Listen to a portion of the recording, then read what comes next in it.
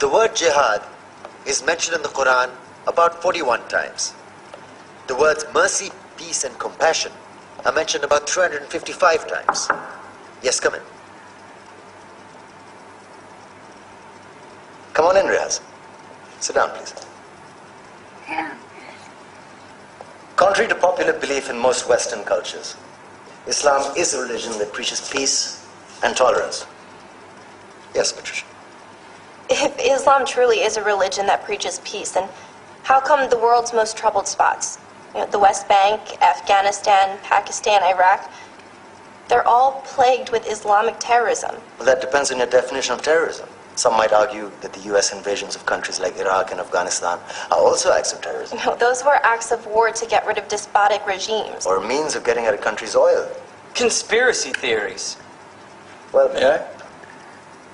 Yes, please. Go ahead, Riaz. Mr. Khan is right. I mean, if we're talking about terrorists, the world's biggest terrorists are the white superpowers. Come on now. No, really, stop and think about it. Explain 9/11. Okay. Do you know how many people died in the Twin Towers strike? Around 3,000.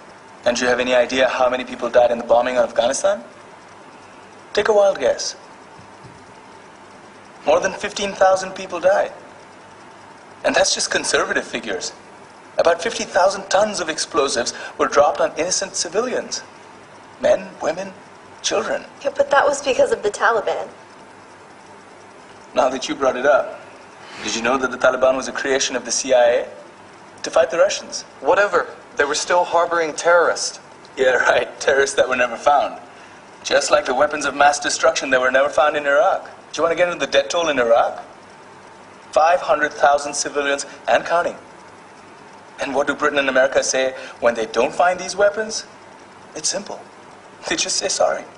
And still refuse to relinquish control of these countries. What are you trying to say? What I'm trying to say is that just because you're American, wear a fancy suit, and call yourself the president, doesn't make you any less of a terrorist.